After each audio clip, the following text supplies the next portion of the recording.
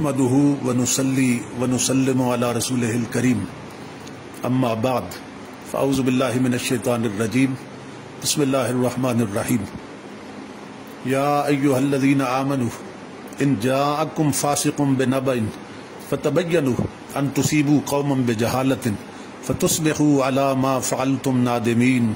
صدق اللہ مولانا العظیم۔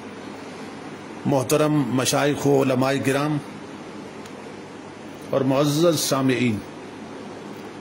اللہ رب العزت کا شکر ہے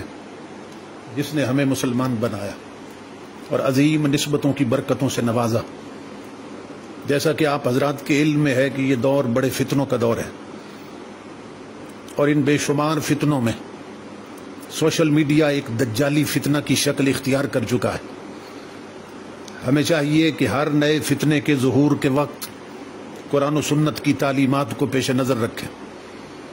جیسا کہ آپ حضرات جانتے ہیں کہ میرے عقیدہ اہل سنت کے دفاع پر مبنی ایک خطاب کا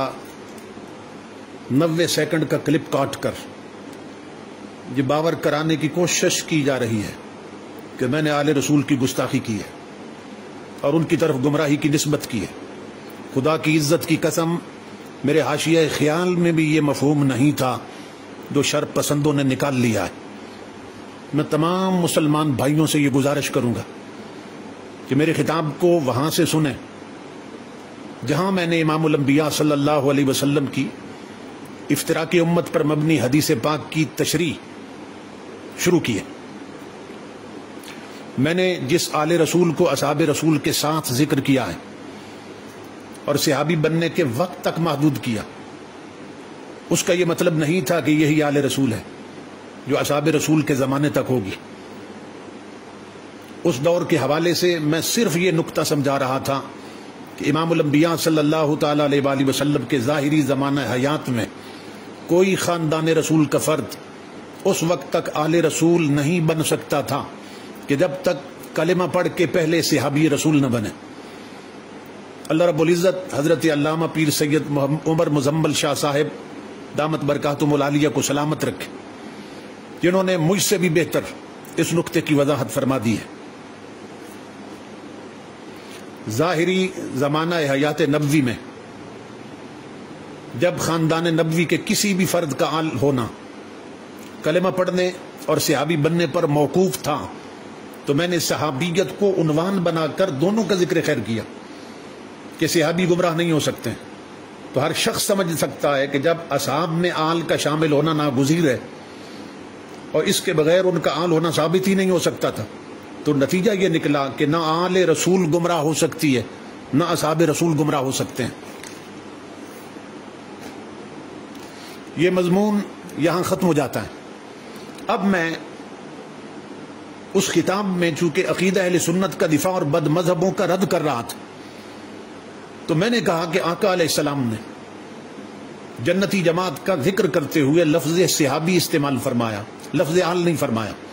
کہ حضور علیہ السلام جانتے تھے کہ آنے والے وقتوں میں کئی بد مذہب لوگ اپنے لیے آل کا لفظ استعمال کریں گے کہ ہم بھی آل رسول ہیں، ہم بھی سید ہیں، ہم بھی سادات ہیں اور ہم بھی شاہ جی ہیں، ہماری راہ پہ چلو تو جنت ملے گی۔ لفظ آل کی آڑ میں بد مذہبوں کا دھندا چل سکتا تھا، اس لیے سلطان مدینہ صلی اللہ علیہ وسلم نے لفظ صحابی استعمال فرمایا تاکہ آنے والی امت کو معلوم ہو جائے کہ صحابی گمراہ نہیں ہو سکتے، یہ نام نہاد آل گمراہ ہو سکتی ہے۔ آج بد مذہبوں کے بڑے بڑے مراکز پر کئی سید، سادات، شاہ جی اور آل رسول بن کے بیٹھے ہیں۔ آج صرف علماء اہل سنت ہی نہیں، عوام اہل سنت بھی انہیں گمراہ ہی سمجھتے ہیں۔ تو کیا یہ سب لوگ جو اصل آل رسول ہے، جو سچی اور سچی آل رسول ہے، اس کے گستاخ قرار پائیں گے؟ میں نے اسی خطاب میں جو تقریباً 1.25 گھنٹے پر محیط تھا یہ بھی بتایا کہ آل رسول دیکھنی ہے تو میر علی شاہ کو دیکھو، آل رسول دیکھنی ہے تو غریب نواز کو دیکھو، آل رسول دیکھنی ہے تو غوث اعظم کو دیکھو۔